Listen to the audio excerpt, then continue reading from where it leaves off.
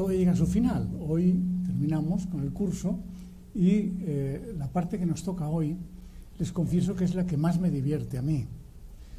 Es lógico, porque hoy vamos a hablar de lo que sucedió en la segunda mitad del siglo XX. Eso que se suele llamar posvanguardia. No nos vamos a meter en líos terminológicos, son demasiado complejos, pero podemos resumir bajo una norma que se suele respetar en los tratados de arte actual, que es arte contemporáneo. Es decir, el arte de la segunda mitad del siglo XX lo vamos a llamar arte contemporáneo. De hecho, aquellos museos que se dirigen a esta sección, a esta parte del arte, suelen llamarse museos de arte contemporáneo. Lo dejaremos aquí. Les digo que es la parte que más me divierte porque, claro, es la parte que yo he vivido. Yo he vivido sobre todo la segunda mitad del siglo XX. Es cuando he sido niño, joven y medio adulto. A partir del siglo XX, el siglo XXI ya me coge muy mayor y muy escéptico. Pero esa segunda mitad del siglo XX la he vivido de verdad. Por lo tanto, todo lo que van a ver ahora lo he vivido de un modo directo, inmediato, como testigo. Hay una advertencia a hacer. Los que estén familiarizados con el arte del siglo XX, con el arte contemporáneo, nos extrañarán. Lo que les voy a traer es lo mejor del arte contemporáneo, lo que está en todos los tratados de arte contemporáneo, en todos los catálogos, las historias del arte, en los museos. Son piezas carísimas.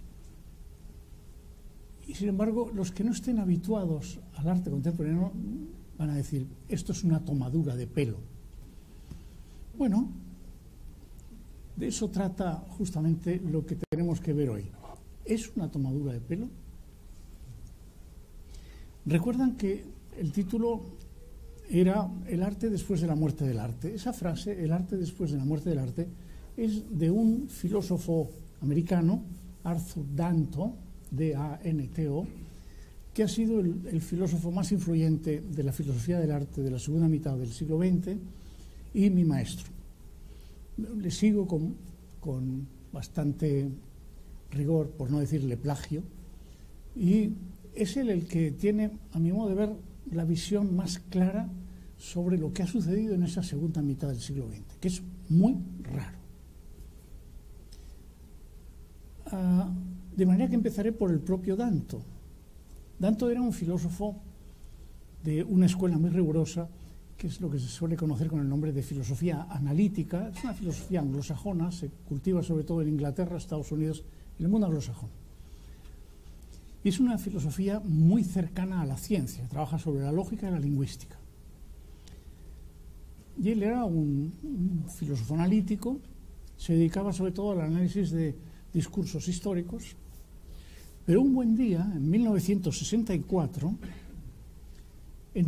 iba paseando por Nueva York y entró en una galería que se llama Stable Gallery y allí tuvo la experiencia de su vida. La caída del caballo de San Pablo le sucedió a Danto en la Stable Gallery. Lo que allí se exhibía era esto.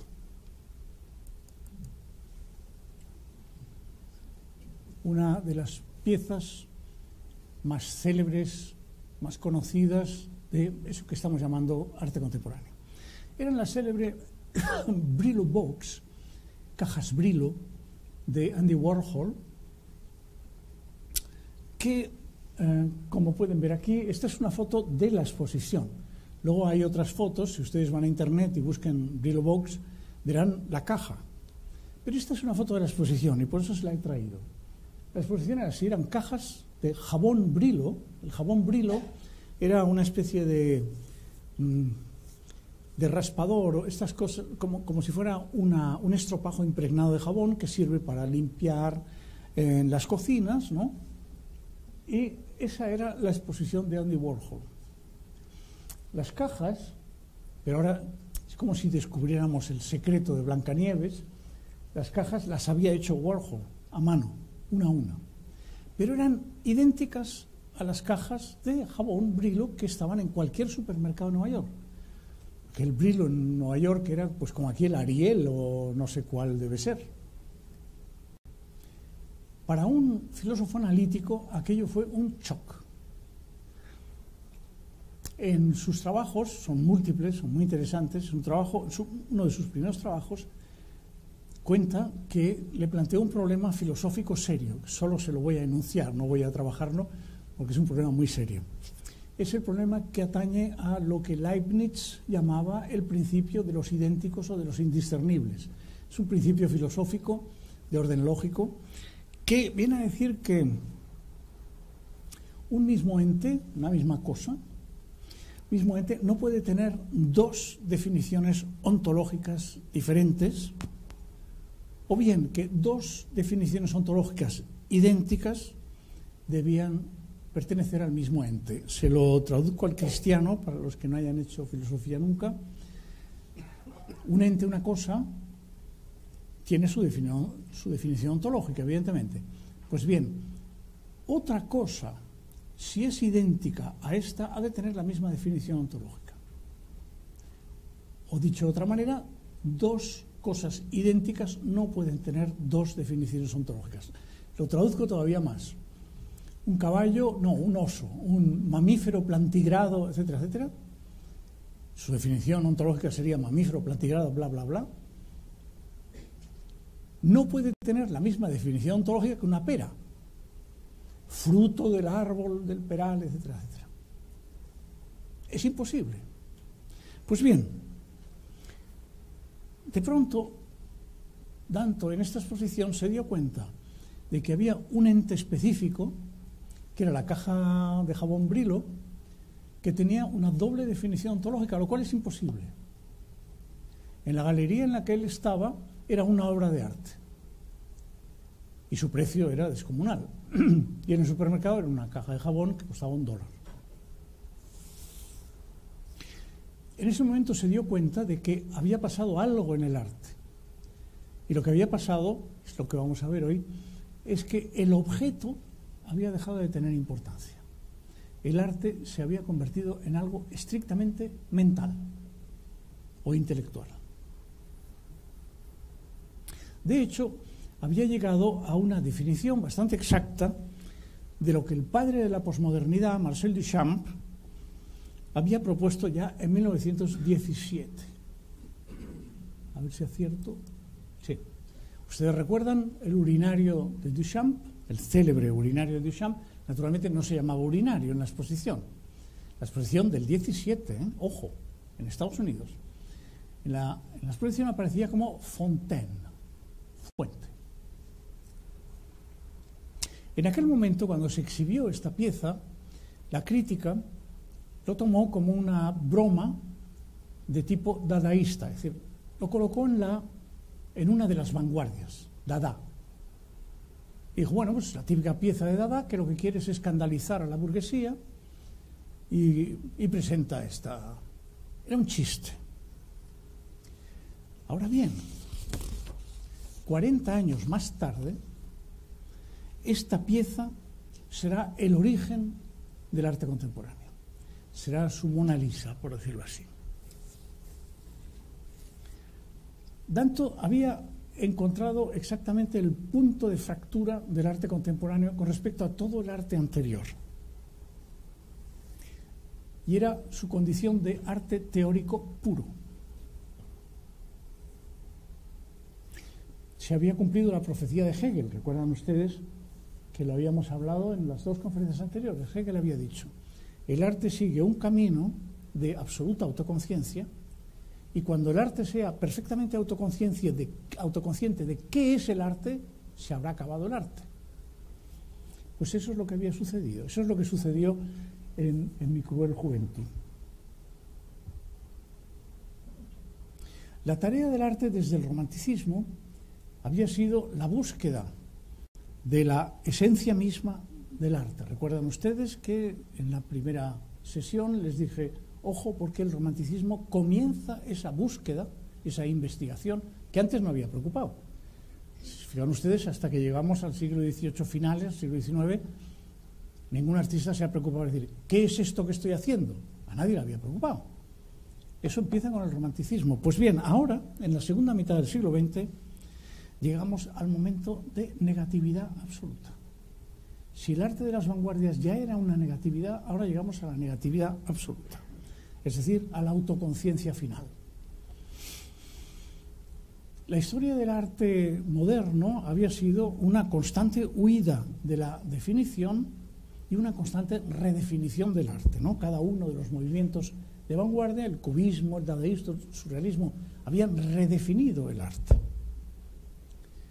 El resultado después de todo el recorrido de las vanguardias es que no tenemos ni idea de qué quiere decir obra de arte. Y todavía ahora, yo he dedicado toda mi vida a esto, les puedo decir con toda sinceridad, puedo hacer 5 cursos sobre eso, pero les juro que no sé lo que es una obra de arte, no lo sé.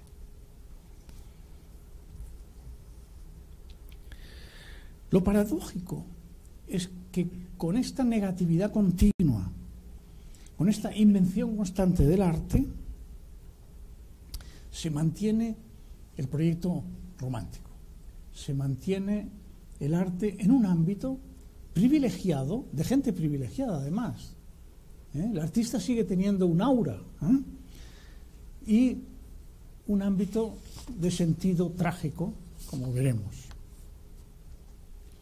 Ahora vamos a ver, para intentar abarcar con un poco más de precisión qué es esto del arte contemporáneo, vamos a ver algunos de los caracteres fundamentales. El primero y máximo es la transgresión, que eso ya había comenzado con el romanticismo.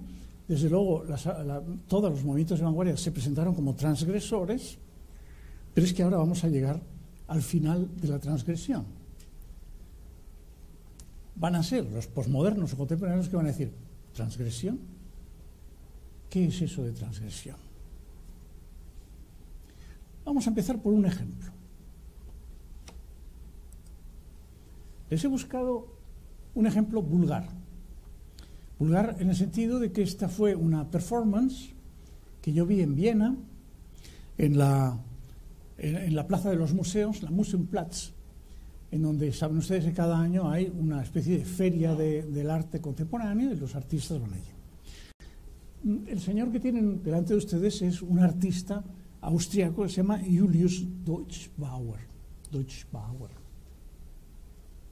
Está escrito ahí arriba. Y esta era una performance que se llamaba La Biblioteca de los Libros No Leídos. De manera que consistía, ustedes iban por la plaza y en un sitio había un señor enseñando un conejo, en el otro había tal, todos artistas, llegaban a Deutschbauer y veían a este señor con el guardapolvos del librero y unas estanterías, y ustedes llevaban allí un libro que no hubieran leído, un libro de su librería que no hubieran leído. La guía de teléfonos, da igual, un libro de veterinaria, ¡pum!, y lo dejaban allí. Esto era una obra de arte, y una obra de arte financiada por el Ayuntamiento de Viena, porque eso ya llegaremos a ese punto, es decir, cómo todo el arte contemporáneo solo vive gracias al Estado. Esto es muy curioso, ¿no? Evidentemente, Deutschbauer, como todos los posmodernos, veremos muchos más casos. Deutschbauer lo que quería era que la gente que se acercaba allí a dejar el libro pensara durante un rato en estas cuestiones de la cultura, los libros, el arte, etcétera, etcétera, ¿no? De manera que podían preguntarse, vamos a ver, si se pone enfermo Deutschbauer y tiene que poner a su sobrina con el mismo guardapolvos, ¿es la misma obra de arte o es otra? Si los que van dejando libros mienten, y no son libros que no han leído, sino libros que sí que han leído, es la misma obra, etcétera, ¿no? Se ha hecho. Fíjense que lo importante de esta obra, que lleva consigo un aparato físico bastante grande, desde el guardapolvos a las estanterías, al propio Deutschbauer. Sin embargo, ningún elemento de esta obra tiene la menor importancia. La estantería podría ser de plástico, o puede venir un ricacho y decir, no, la quiero de caoba, y me la llevan a mi casa. La parte material de la obra ha desaparecido, es la parte mental la que subsiste estrictamente.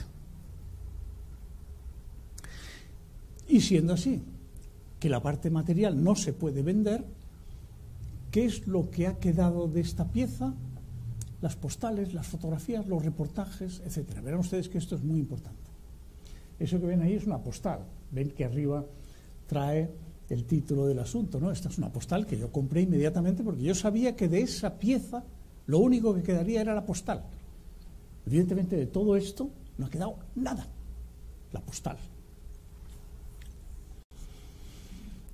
Una de las cosas más interesantes del arte contemporáneo es el tipo de documentos que lo conservan.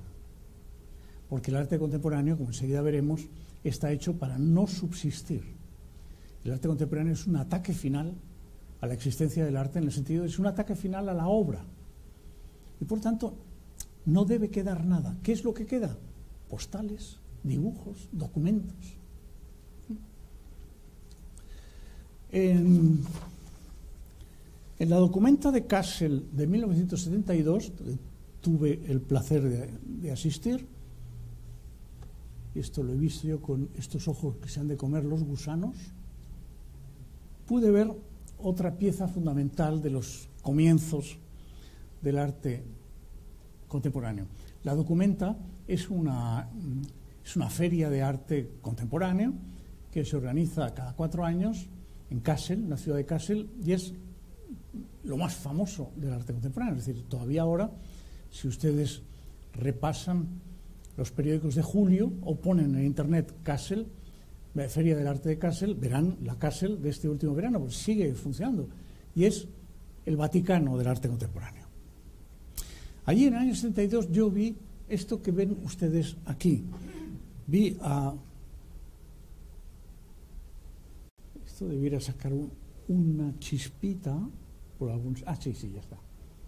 ¿Ven este señor de aquí? Este es el artista.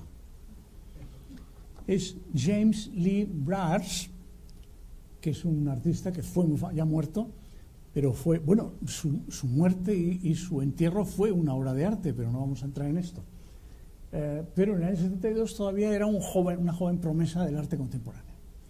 Y estaba allí, lo subían cada día y lo bajaban cada noche. El hombre se había preparado gimnásticamente y estaba todo el día allí puesto. Este, naturalmente, es el Museo Clásico de Kassel, donde está todo el arte alemán del 19, etcétera, etcétera. Cuando uno veía esto, mucha gente no lo veía. La gente que iba hacia la documenta, pues pasaba por delante y ni se fijaba. De vez en cuando alguien veía y decía, ¿pero qué hace este tío? Entonces la gente miraba y en ese momento algún entendido sonreía con ironía y decía, es una obra de arte. Había gente escéptica y decía, ¿pero cómo va a ser una obra de arte? Y otros, sí, esto es una obra de arte. ¿Cómo podríamos saber que era una obra de arte? Porque por algún sitio habría un escrito. Por algún sitio habría una teoría. Efectivamente, si entrabas, había una señorita muy mona que te daba un papel.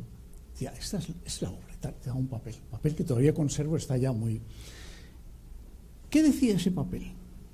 Ese papel decía que la obra de Lee Byers era una negación del museo, negaba y rechazaba violentamente el museo, una negación de la perennidad, porque iba a estar un ratito hasta que se cayera, y por lo tanto negaba la perennidad de su obra no podía durar demasiado, y negaba la separación entre autor y obra. El autor es la obra es el autor. Ambos construyen la obra como un todo. Curiosamente, en ese papel venía una cuarta negación o un cuarto rechazo. Decía, niego la separación entre expertos y profanos. Es decir, es la gran aspiración del arte contemporáneo es que el arte se diluya en la vida, que pase a la vida. Lo que repetía una y otra vez todos los contemporáneos, pero sobre todo Beuys, ¿no? Decía, todos somos artistas, todos tenemos que hacer arte, etcétera, etcétera. Sí, claro, pero esta negación es completamente falsa. Es totalmente falsa. solo aquellos que puedan tener una mínima formación teórica sobre el arte pueden entender esto y no pasar de decir otro chiflao. ¿Comprenden? Es decir, al revés, la sima, la separación entre expertos y profanos se iba a hacer muchísimo mayor, muchísimo mayor.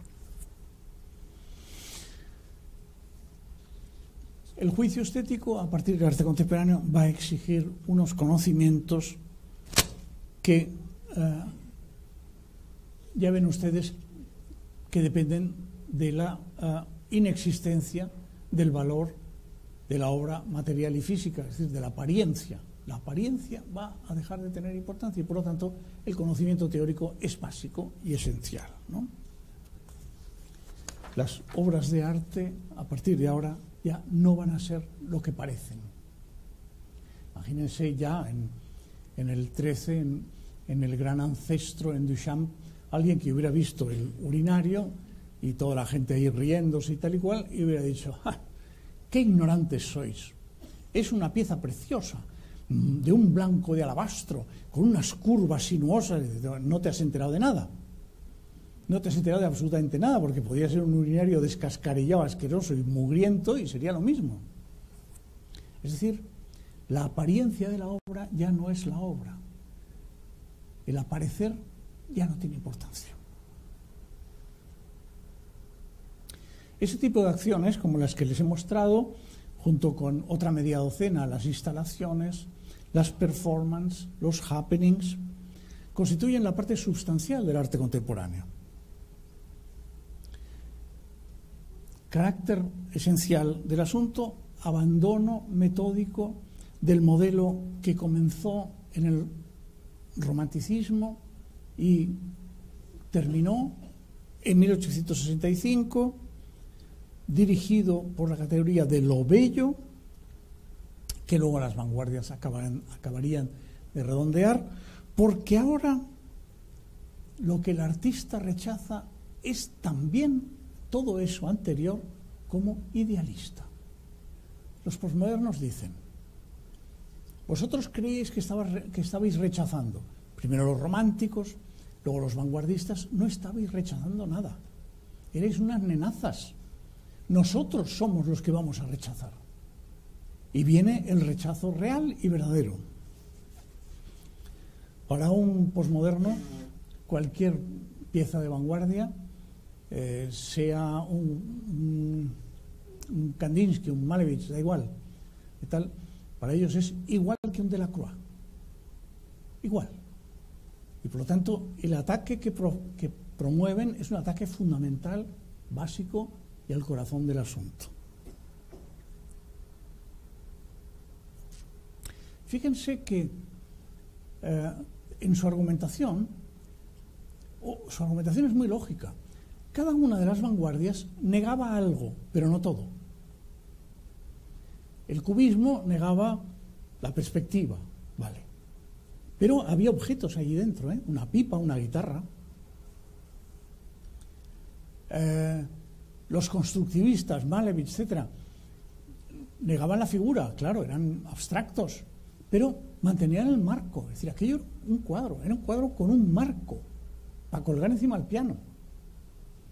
Cuando se negaba el marco, por ejemplo, Rothko, algunos de los expresionistas de Nueva York, que prohibieron poner marcos en sus enormes telas, cosa que no ha obedecido ni una sola. Cada vez que vayan ustedes a una exposición de Rothko, enormes telas, verán ustedes que les han puesto marco. Y eso es una traición tremenda al espíritu Rothko. Pero claro, las galeristas no se atreven a llevarlo sin marco porque se les estropea. Y es mucho dinero.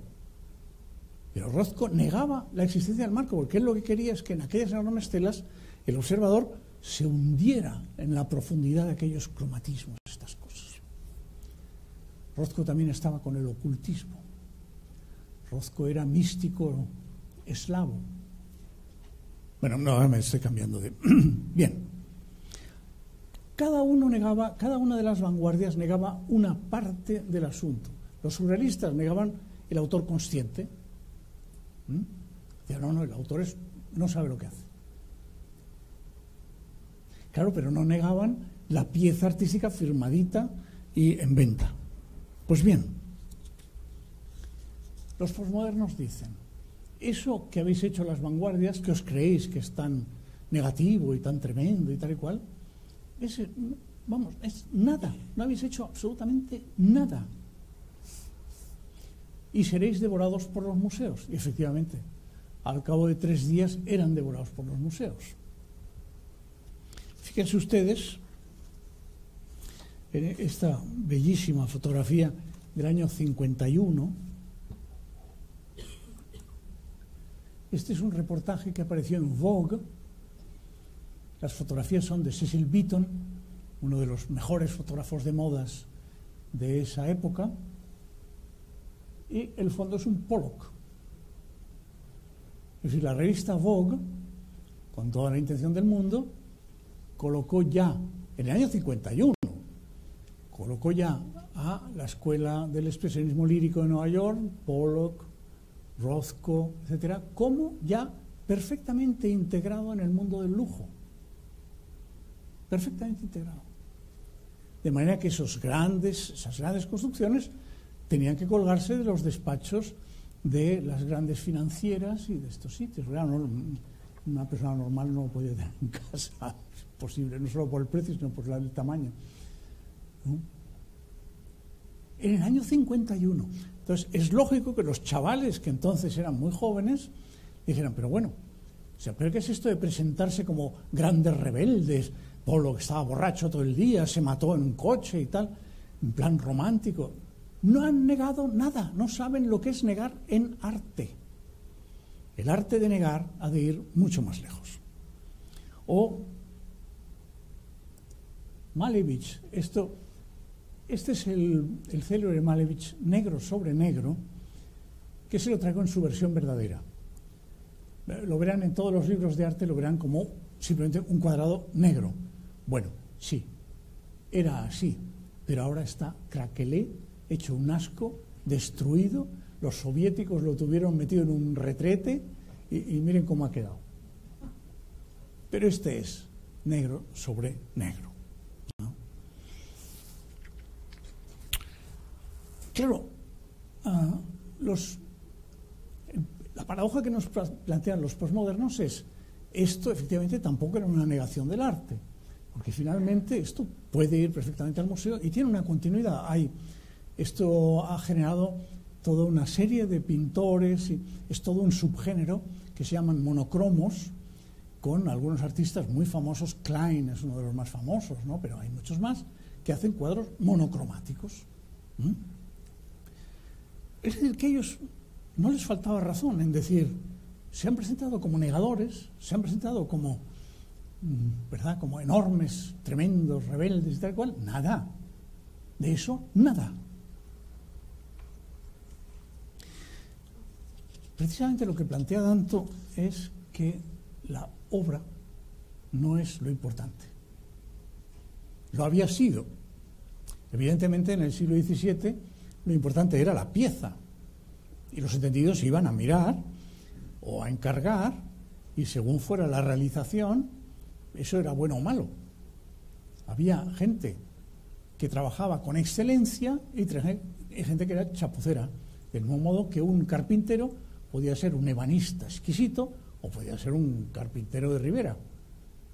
Pero ahora ya no. Fíjense que ahora el contenido es mental. La obra ya no existe en tanto que pieza física, sino estrictamente mental. Por lo tanto, lo que el observador de la obra de arte contemporánea debe mirar no es la pieza misma, sino la intención, las ideas que transmite y la recepción. Es decir, estamos ante un nuevo juego lingüístico, por supuesto distinto del romanticismo y distinto del de las vanguardias, que se lleva a cabo fuera de la tradición artística de los últimos 1000 años y cada vez más cerca de la filosofía, porque se va cumpliendo la predicción de Hegel. Hay una cosa, de todos modos, muy interesante, y es que sigue habiendo algo físico. Puede llegar a ser sutilísimo. Veremos algún caso que dices, bueno, pero esto ya pero sigue habiendo algo físico. Si no hubiera algo físico, ya estaríamos en la filosofía y se habría aclarado el asunto. Pero lo curioso del asunto es que se mantiene fuera. Es como, ¿verdad? Son como paralelas que van confluyendo, pero todavía no han llegado al infinito, todavía no se han juntado, ¿no?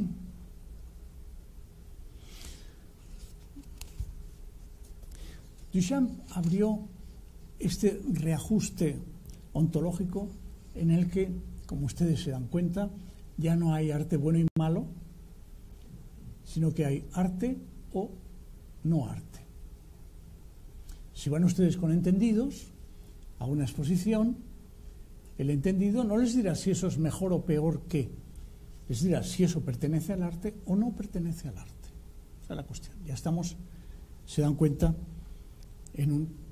como las guías anteriores, que eran la ejecución, la técnica, la perfección, la excelencia, la belleza, el contentamiento, el placer, etc. Todo eso ya no cuenta, cuentan solo las ideas. Pues ahora o es arte o no es arte, pero no es arte mejor o peor. Dense ustedes cuenta entonces, claro, que la significación de cada una de estas obras, lo que cada una de estas obras es, porque es solo significación, depende de la opinión de los expertos, de los medios de comunicación, de las instituciones, museos, ministerios, galerías, Kunsthalle, bancos, revistas, ayuntamientos, fiestas locales, porque son ellos los que hacen posible la aparición del arte contemporáneo. Absolutamente nada más. Si ahora apareciera un pintor capaz de pintar como Tiziano, bueno, tendría éxito, vendería, también vende Antonio López, da igual, pero no pertenecería a la historia del arte. Un pintor que era pinte como Tiziano no pertenece a la historia del arte. Es un señor que hace cosas bonitas, caras, pero no pertenece a la historia del arte. Estoy hablando desde la perspectiva del arte contemporáneo. Así pues, no se expone lo bueno, se expone lo que es arte. El criterio, como ven, es ontológico y no busca el placer, sino la reflexión. Así que hay algunos criterios que van a tener una validez muchísimo mayor que antes. Por ejemplo, la autenticidad, la intencionalidad. Hay artistas que han basado toda su obra en poner de manifiesto esa constante del arte idealista que es la autenticidad. Por ejemplo, Mike Bildo es un artista americano, B-I-L-D-O, copia Picassos. Los copia exactamente y los vende como auténticos falsos Picassos hechos a mano. Son muy caros, pero no son tan caros como un Picasso. Eso, a Bildo, lo tienen ustedes en internet, es un hombre que hace exposiciones, un tipo importantísimo. Todavía más importante, que si van a internet le van a salir 3 millones de entradas, Sherry Levine, L-E-V-I-N-E, Sherry Levine, simplemente plagia fotografías directamente, las grandes fotografías de los grandes fotógrafos, por ejemplo de Walker, las copia introduciendo una mínima modificación y las presenta como propias. Hay un artista que me gusta mucho, se llama Boggs, B-O-G-G-S, que hace falsa moneda de curso legal, es decir, hace una moneda maravillosamente falsificada, pero a mano, y las presenta como falsas falsificaciones. Hay todo un protocolo alrededor de Boggs, tremendamente complejo. Ha tenido 5.000 pleitos, porque claro, inmediatamente se le echó encima el Estado en Estados Unidos, que es gente seria, no es como nosotros. Se le echaron encima, ha tenido 50 pleitos, cada pleito lo ha utilizado para su obra y ha aumentado el precio de las falsificaciones. Es extraordinario. Naturalmente, fíjense que este tipo de artistas dependen de algo muy sutil, y es que sus falsificaciones, el que las compra tiene que saber que es una falsificación. Porque si piensa que es verdad, el artista ha fracasado.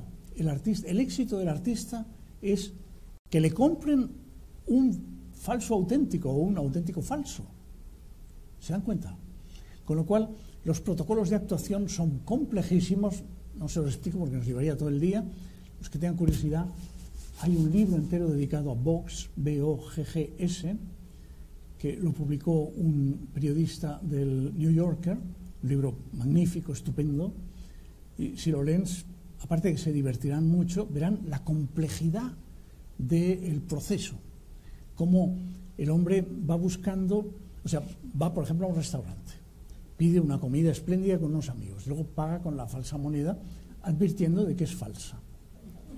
Entonces el señor del restaurante dice, pero si es falsa, y le dice, sí, es falsa, pero vale mucho más cara que todo lo que hemos comido. Es decir, su factura es la mitad de lo que yo le estoy dando. Entonces el señor del restaurante, que es un americano pragmático, llama a la policía, entonces empieza un pleito, es maravilloso. Los pleitos por copyright son constantes o han sido constantes en el arte contemporáneo. Digo han sido porque el arte contemporáneo también se ha acabado, eso lo veremos al final. Por ejemplo, uno de los más famosos artistas contemporáneos es Marcel Broodhart. Es un belga. Broodhart está ahí arriba, ¿ven? Marcel Broodhart es un belga, ya murió, que construye instalaciones como la que ven ustedes aquí. Esta es una instalación que está en el Pompidou, en el Museo Pompidou. ¿Saben ustedes el museo? En realidad no se llama Pompidou, se llama... no me acuerdo cómo se llama. ¿Cómo? El Beaubourg, exactamente. Allí está. Pero en los otros museos, en las galerías, etcétera, porque todo esto es un movimiento increíble, ¿eh? Lo piden prestado. Dicen, ¿nos prestarían ustedes la Chambre Noire de Broodhart? Entonces los del Beaubourg dicen, sí, sí, la prestamos. Entonces se la llevan. Pero es una copia exacta lo que se llevan. Y mientras la pieza está en préstamo en otro museo, la del Pompidou está cubierta por una tela negra. ¿Se dan ustedes cuenta, eh?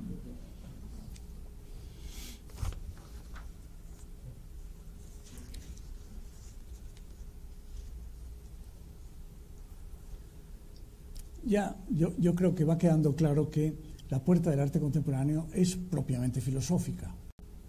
No es en absoluto sensible. No depende de la sensibilidad.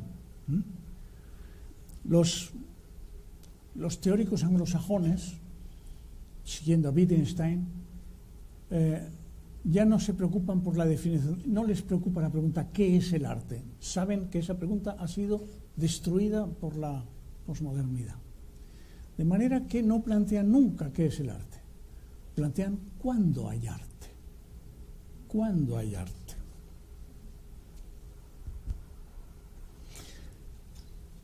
¿Cuándo hay arte? Algunas de las respuestas son, por ejemplo, hay arte cuando un artista hace una cosa. ¿Pero qué es un artista? Los posmodernos se dieron cuenta de que ese era un punto muy débil de las vanguardias y por lo tanto lo atacaron de una manera feroz. Esto es un retablo de Grünewald. Es mucho más que la Mona Lisa. Esto es los comienzos mismos del posmoderno. Es la maravillosa lata de Manzoni que se llama Merde d'artiste, del año 61. Merde d'artiste, me parece que no necesita traducción. Bien. Cuando se expone esta lata la encontrarán ustedes en todos los tratados de arte actual, claro. Esta lata es importantísima.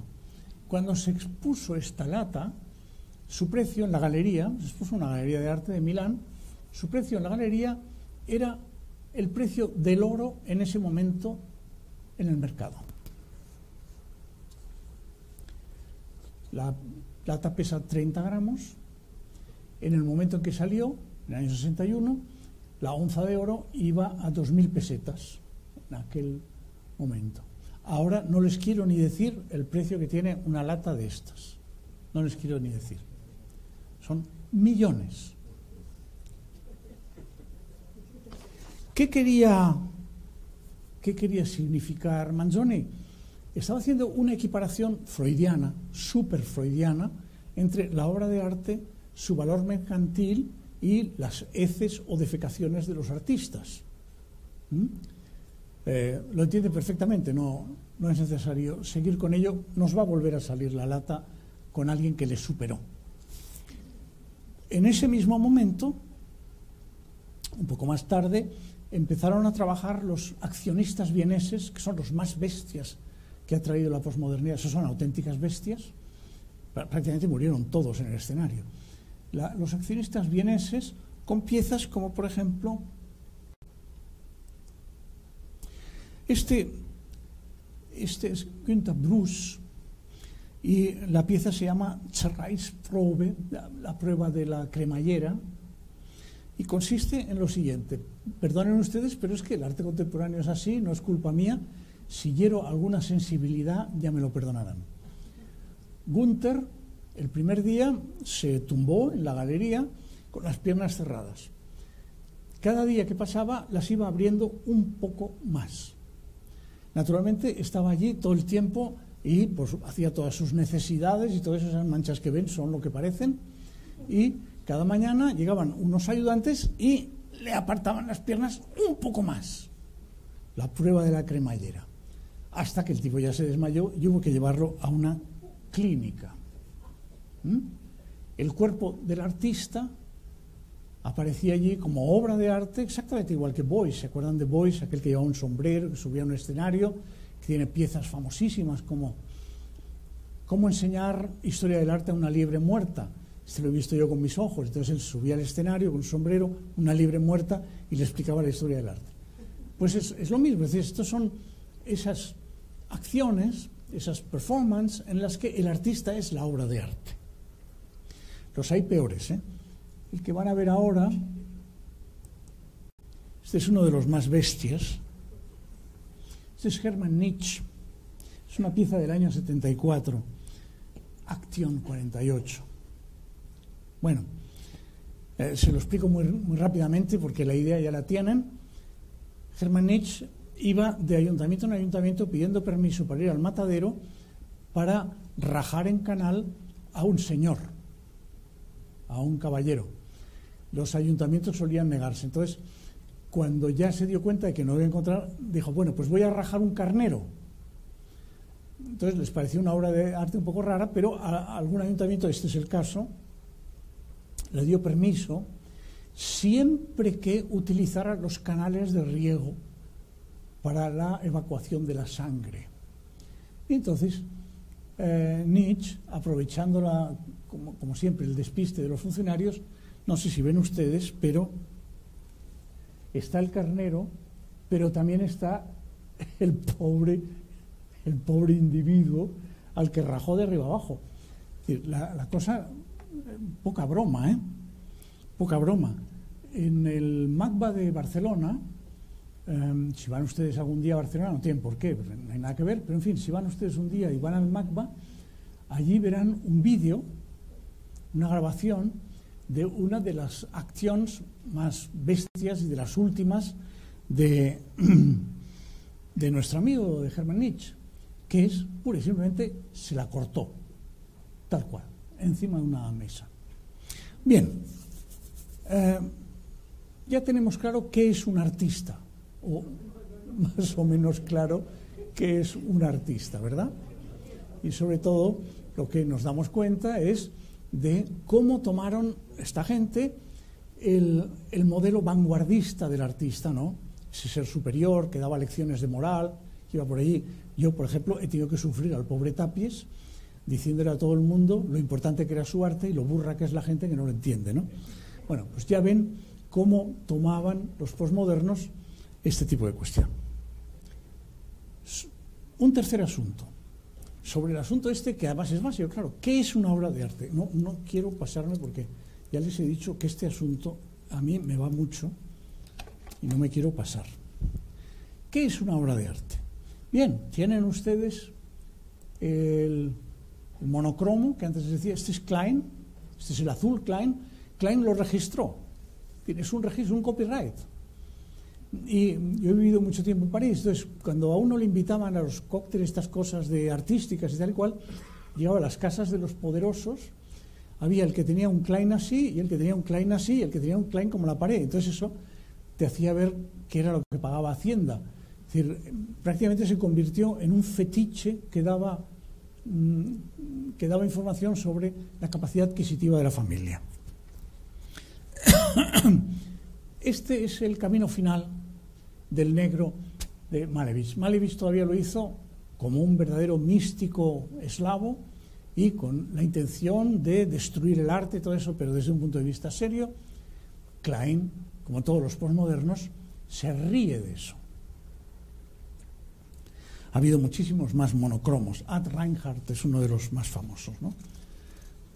Ahora estamos ya en los conceptuales. Los conceptuales son mucho menos bestias. Este es Onkawara, bueno, está ahí, ¿no? Onkawara, a pesar de su apellido japonés, es un japonés americano. Onkawara trabajaba con obras conceptuales de orden temporal. Por ejemplo, esta es una exposición con fechas. 11 de julio del 66, 17 de julio del 81, etcétera. Fechas. Lo que se vendía era el tablón con la fecha. Y hay mucha gente que se lo compra. Era muy elegante, y sigue siéndolo, uno de estos, así en casa. Trabajó en muchos órdenes, no solo en estos, ¿no? Por ejemplo, enviaba unos telegramas que yo vi en la documenta del 72, preciosos, enmarcados, unos telegramas que decía hello, I'm still alive, firmado Onkawara. O sea, todavía estoy vivo. Era muy bonito, telegramas, claro, ahora ya el pobre, la tecnología ha destruido, todo eso ya nos suena arcaico, ¿verdad? Pero bueno, daba constancia de que todavía estaba vivo, ¿no? Y muchas otras piezas. Voy a ir un poco más deprisa porque me estoy poniendo en tiempos ya muy exagerados. Bien. En otras ocasiones, los artistas, por ejemplo, los italianos de arte povera es un movimiento muy importante dentro de esto, apelaban justamente para cargarse la obra de arte como obra de arte, apelaban a lo minimal en el sentido de obras de arte hechas con... Miren, eso es William Morris, por ejemplo. ¿No? Perdón, Robert Morris. William Morris es otro. Robert Morris, esta pieza, que son basuras expuestas. Entonces, si vas a la sala, esto lo he visto ustedes ya, algunos lo habrán visto si son de mi edad, pero ya si son más jóvenes ya no. Todo esto ha desaparecido, está todo en los museos, por otra parte. No, pues iban ustedes a la sala y veían unos amontonamientos de basuras como esta. Robert Morris es de los artistas más importantes del arte contemporáneo y cada una de sus piezas vale $1 millón. O sea, no crean que estoy trayéndoles aquí a un grupo de simples, no, ni mucho menos, ¿eh? Pero se puede ir más allá. De hecho, se puede ir bastante más allá. Es que estoy saltándome cosas porque si no, no me va a dar tiempo de llegar a la conclusión. Fíjense, algunas de las obras, bueno, este es Carl André, es otro de los grandes, y es esto sí que lo han visto seguramente, son una línea de ladrillos, un montoncito de maderas, etcétera, ¿no? Estas cosas. Pues, pero ¿se puede ir más lejos? Sí, se puede ir más lejos. Estamos llegando al alma misma del arte contemporáneo.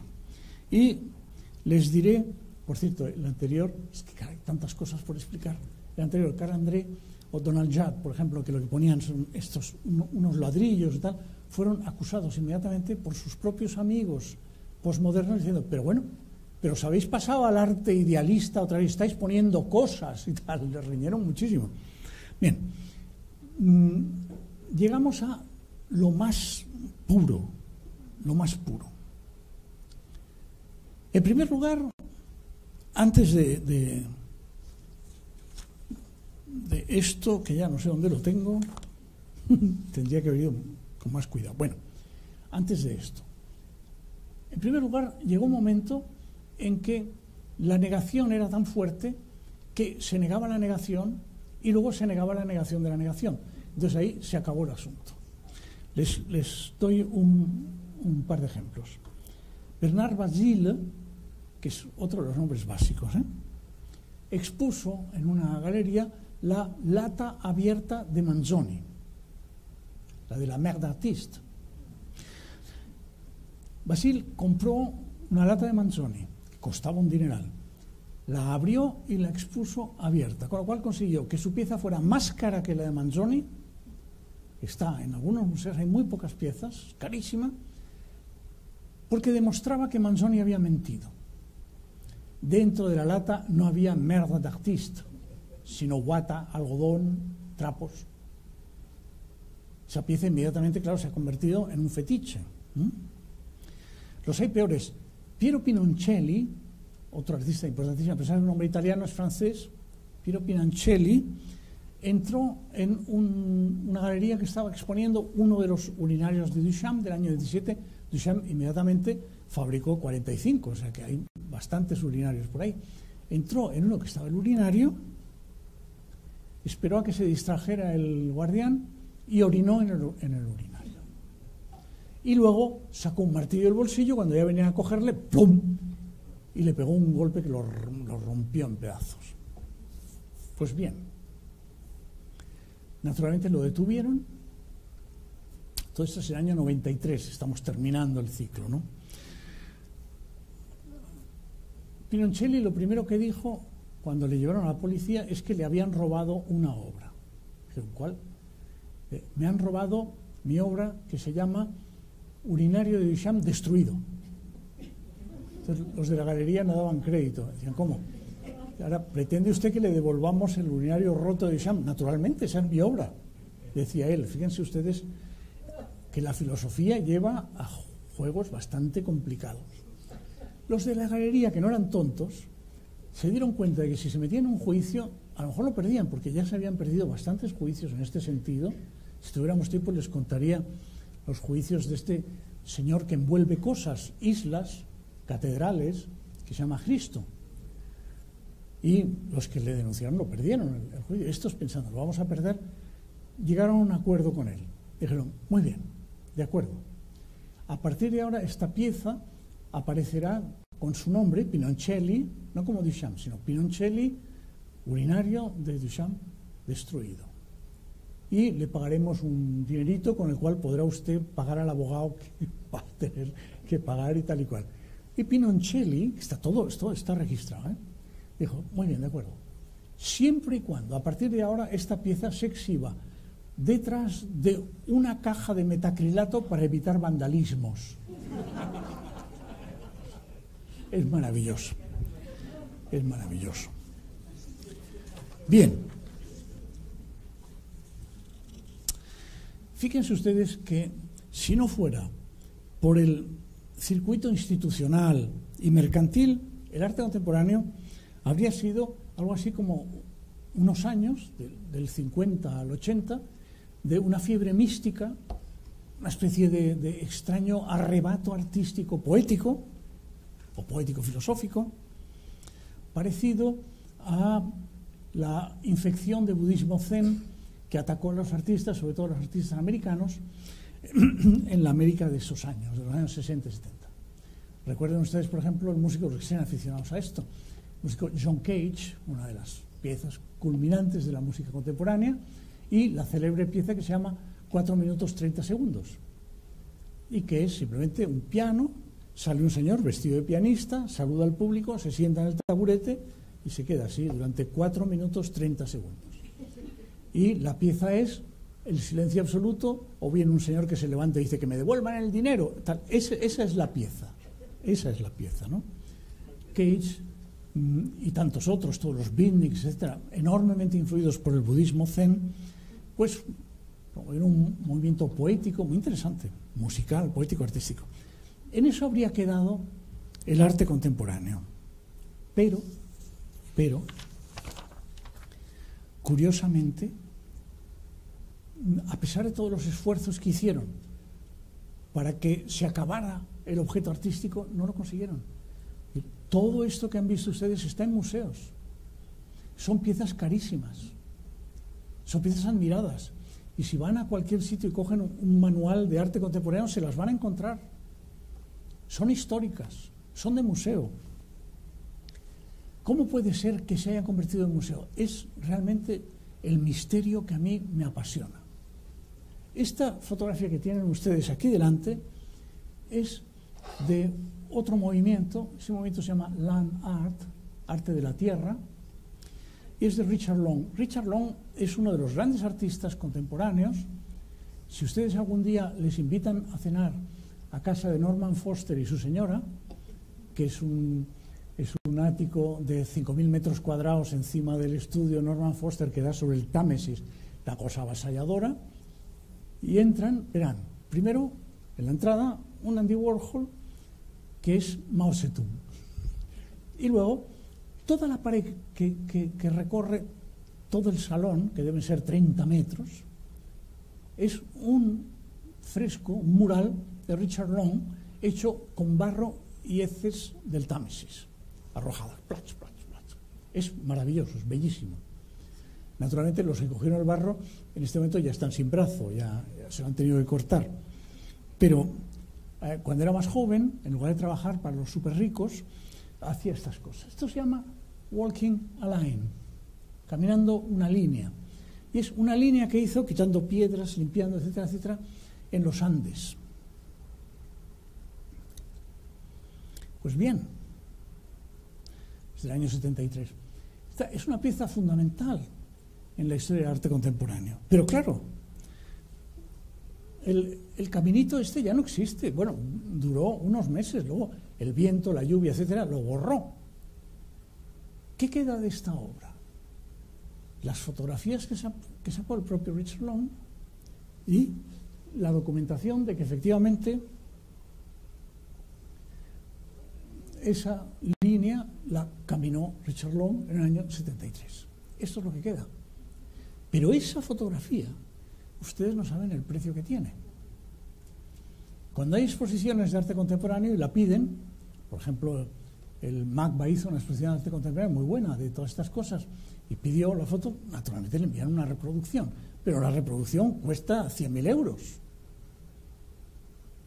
¿Entienden ustedes?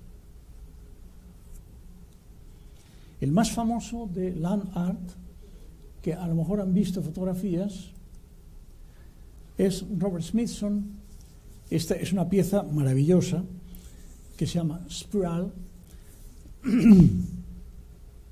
y que es una espiral que hizo con grandes bloques en el lago Salado en Utah en el año 73. Evidentemente solo se ve desde el aire. Esta es una fotografía aérea.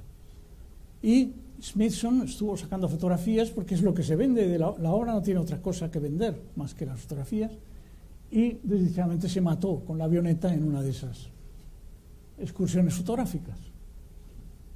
La pieza, que es muy impresionante, al cabo de apenas un año quedó sumergida por el lago que ven ustedes ahí, que es Salt Lake, que es el lago Salado.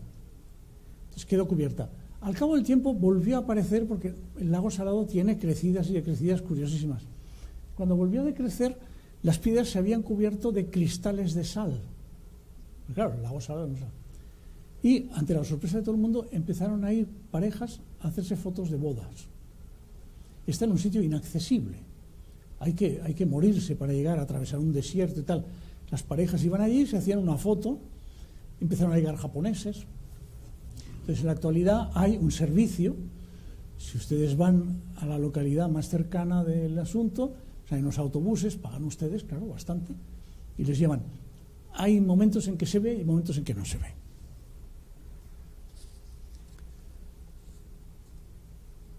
La obra, por lo tanto, fíjense ustedes que la obra son unas fotografías, unos documentos, unas huellas mnemónicas, la memoria de alguien. ¿Se dan ustedes cuenta?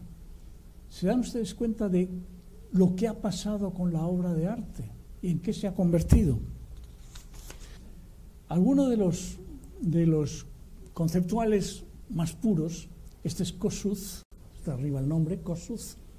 Kossuth es además profesor de lingüística en una universidad americana. Trabajaban, por ejemplo, este tipo de presentaciones, ¿no? Es un martillo verdadero, el de en medio, la foto de un martillo y la definición de martillo en el diccionario, no recuerdo cuál de ellos, ¿no? Claro, esta pieza, que es una pieza fundamental también, es para la historia del arte contemporáneo, es básica, es esencial. Esta pieza está en un sitio, me parece que está en el Museo de Los Ángeles, la pieza, pero si ustedes la piden y dicen, voy a hacer una exposición sobre los conceptuales, con Sol Lewitt, tal y cual, y da muy bien. Para exponer la pieza tienes que pagar al comisario americano en el viaje en avión, normalmente en primera, en business. Llega el comisario, tú tienes que haber encontrado un martillo exactamente igual que este, la definición tal, tienes que haber hecho tú la pieza. Entonces llega el comisario, mira la pieza y dice sí, o dice no, este martillo no, otro. Y luego se va, cobra y se va. Un filósofo del arte contemporáneo que se llama Nelson Goodman, gran filósofo, es también analítico, a estas piezas las llama halográficas frente a las piezas autográficas, y dice que son como las partituras de música, que se pueden reinterpretar una y otra vez, siempre son la misma pieza y sin embargo son piezas distintas. Es decir, vean ustedes la cantidad de problemas filosófico-teóricos que nos plantean nuestros queridos posmodernos. Llegamos a los años 90. En los años 90 el hartazgo es absoluto. Siguen trabajando los posmodernos, pero ya no creen en nada y simplemente venden. Richard Long se vende a Norman Foster, pero Jeremy Holzer, por ejemplo, otra que había sido muy importante, Jeremy Holzer es la que trabaja sobre letras. Si ustedes han estado en el Guggenheim de Bilbao, al entrar hay una cascada de letras luminosas que caen. Ese es un Jeremy Holzer, fue una artista muy importante. Pero esto es ya de los años 90, del año 96, y es un montaje que hizo para el Ayuntamiento de Turín para celebrar, yo qué sé, cualquier tontería, el centenario del nacimiento de Garibaldi, da igual. Ya no tiene el menor contenido real, ni filosófico, ni poético, ni artístico. Dicho de otra manera, el arte posmoderno fue degenerando hacia su propia explotación. Primero la negación, luego la negación de la negación, luego la negación de la negación de la negación, y ya en los años 90, francamente, era un cachondeo. Es decir, no había quien se lo tomara en serio. Entonces empezaron a salir los artistas que todavía corren por el mundo, Desdichadamente, todavía en este momento ir a una de estas galerías y tal y cual es encontrarse una cosa de estas. Pero ya los últimos eran la pura exacerbación, la monstruosidad. Esta es Orlan, una de las últimas grandes performance o body art o como quieran llamarle, ¿no? Se hacía operaciones en vivo, pura y simplemente. Se llamaba las operaciones estas, las action, se llamaban My Body is My Software. Y entonces se ponía en manos de unos cirujanos que le hacían marranadas, eso se filmaba y esa era la obra de arte. La voy a quitar porque no es agradable tenerla aquí. Volvemos a Warhol. Bien, y así es como termina el recorrido. Ahora, lo que pasa es que desdichadamente me alarga muchísimo, pero ahora sería el momento de resumir. Ustedes han visto que en la primera sesión vimos cómo los románticos negaban algo que había durado miles de años. Eso que llamamos arte, es decir, nuestra autointerpretación visual, sensible, había durado desde el origen del humano. Los románticos son los primeros en decir no. Lo importante de la obra de arte no es la representación, no es la obra, es la intención, es el sujeto, es la idea, es la reflexión. Vendrán las vanguardias que serán la continuación de esto y dirán, por lo tanto, ahora vamos a reflexionar sobre el arte mismo. Y vamos a negar todo lo que hasta ahora se pretendía arte. Paisaje con vacas, la Venus de Milo, fuera. Vamos a buscar la esencia misma del arte. Llegan los posmodernos y dicen, os habéis quedado cortos, habéis sido muy tímidos. Hay que ir hasta el fondo del asunto, hay que destruir de verdad el arte. El arte muere. En 1990 ha muerto. ¿Qué hay después? El arte después del arte, el arte después de la muerte del arte, dice Danto. ¿Y eso qué es? La libertad, en cierto modo.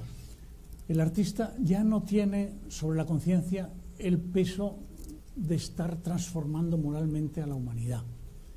Ya no tiene la responsabilidad de ser un genio, de ser un creador, de ser original. Ahora puede hacer lo que le dé la gana. ¿Qué es lo que va a hacer? Ustedes lo saben, en los últimos 10 años no hay absolutamente nada en el arte que tenga la menor originalidad, espontaneidad, rareza, susto, sorpresa, nada. Van haciendo. Cada vez más están dirigiéndose hacia la tecnología y hacia la realización técnica, porque efectivamente ahí se abre un mundo nuevo, enorme, gigantesco. En los últimos tiempos han visto ustedes que las exposiciones son cada vez más de fotografía que de pintura, etcétera. Es decir, por ahí va a ir la cosa. Pero como dijo Hegel que sucedería y como dijo Danto que había sucedido y como yo les digo ahora a ustedes, el arte ha muerto. ¿Qué pasa después de eso? Bueno, la gente puede seguir pintando, haciendo escultura, da igual. No hay que ponerse nerviosos, que no cunda el pánico. Todo sigue igual y Antonio López sigue vendiendo sus cuadros por millones de dólares. No importa. Lo que ya no hay es relato. Se ha acabado la historia del arte. Y se ha acabado ahí. Última reflexión, la más pavorosa. Lamento decírsela porque a mí a veces no me deja dormir. A pesar de todo, creo que Hegel tiene razón. Que del mismo modo que los egipcios se pensaban a sí mismos como en los relieves egipcios, en las esculturas egipcias, que los griegos pensaban que los humanos eran como las estatuas griegas. Del mismo modo que Velázquez, nosotros nos vemos a nosotros mismos tal y como yo les he enseñado. Y no hay vuelta de hoja. Es decir, alguien puede decir, no, pero hay un señor que pinta señoras muy guapas y tal. Sí, bueno, pero eso no es la historia del arte. El arte, en tanto que el discurso que nos significa y que dice cómo somos, es este. La reflexión inmediata es, Dios mío, ¿en qué nos hemos convertido? Muchas gracias.